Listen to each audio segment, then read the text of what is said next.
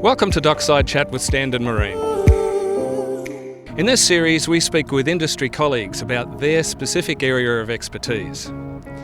Today, we're speaking with Aaron O'Donoghue from BoatBuy. BoatBuy is a marine consultancy and surveying company. Aaron, what does it mean to be a boat surveyor? My role as a surveyor is really to assess and report on the current condition of a vessel. Realistically, I like to look at it as I'm leveraging my experience to translate all the jargon to my customers so that they know what they're getting themselves into when they buy a boat. Aaron, as a marine surveyor, how would you describe what you do? I suppose on a daily basis, what I do is I'll be on site checking boats, going through the systems, and then reporting back to both the buyer and the seller so that they know where that boat's current condition is and they can move forward with the sale or what they want to do with the boat. And so, Aaron, what was your inspiration to begin BoatBuy? I started out as a marine mechanic, and a lot of the time I was seeing the aftermath of a boat that's had problems. From that, I would see customers that didn't actually know about these problems when they'd purchased the boats. So I saw there was a bit of a need to sort of attack it from the mechanical perspective rather than typically a boat surveyor who is a boat builder or a shipwright. We encompass the two, having a surveying background and a mechanical background together, so we can do a single report with a comprehensive list of where the boat's currently at. So that means that the purchaser has a list of actionable items and they know the current state of play of the boat that they want to purchase. That's correct. So at the end of all of our reports, we've got a list of the issues that we found and where we see them in regards to risk. Obviously there will be a limit. We can't pull the engine apart, we can't see inside the engine, but the aim is to get to the bottom of everything that we can find so that they've got the best chance going forward. So what are some of the reasons why a person would want to conduct a marine survey? The first and most common survey that I do is a pre-purchase, where they want to do this because they're buying a second-hand boat, they don't know what's happened to the boat in the past, they also want to see where it's at. The second reason is for insurance purposes.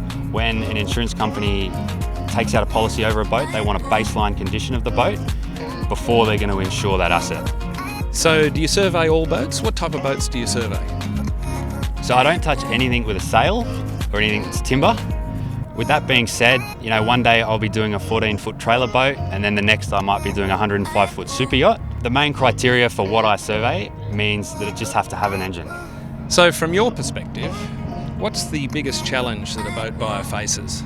So I would say, because many people are new to the industry, it's difficult to get accurate information on the particular boat that they can understand. You're also a marine mechanic. How does that benefit your clients? So I would say the biggest benefit is encompassing the two services of a survey and a mechanical inspection into the one report. With that being said, that means we can do it for a better price, you're managing less parties, and you'll have a quicker turnaround with the report. So you're based in Sydney. How far do you travel? And what's the furthest you've travelled, and what kind of boat was that? So last year I actually went to Darwin. That was for a Whitehaven 75. It ended up being a really nice boat. Other than that, I've been to Melbourne, I've been to Brisbane, and I've been to the Gold Coast for current Sydney customers. During many pre-purchase surveys, you obviously have a lot of interaction with boat brokers. What can a boat broker do to smooth the process for you? For me as a surveyor, the biggest help can be transparency. So having all the service documentation ready, having the boat clean and tidy, having batteries running, keys ready, makes the whole process a lot easier for everybody else. Aaron, your company's clearly flourishing. What do you see as the next step for BoatBuy?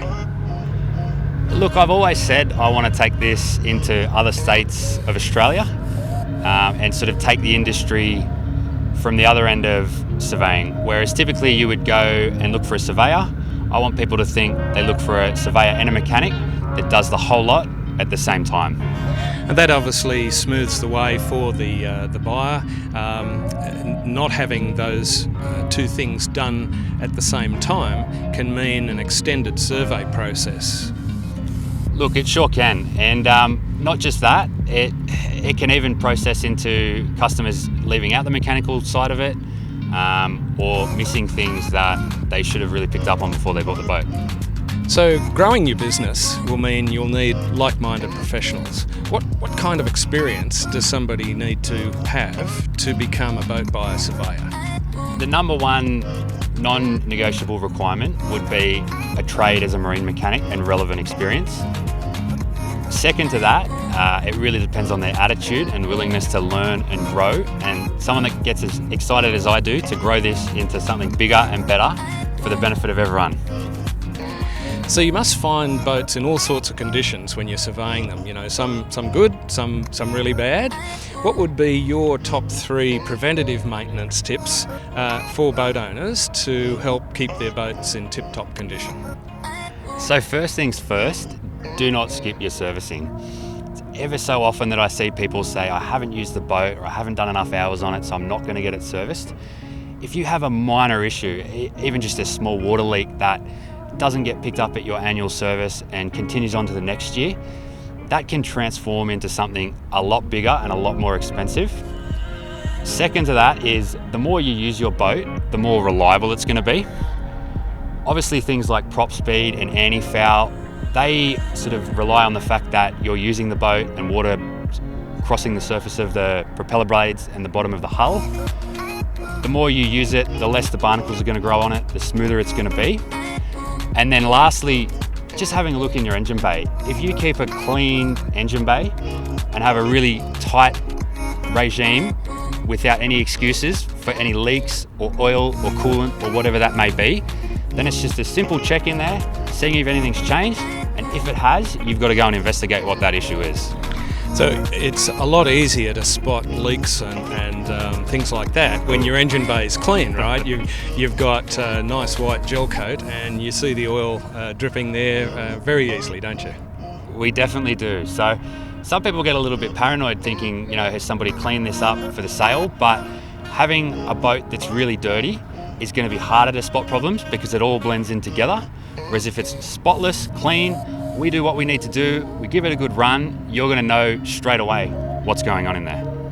As a brokerage house, what we try and do is be independent. We offer a list of surveyors to any prospective purchasers so that they can choose one from the list.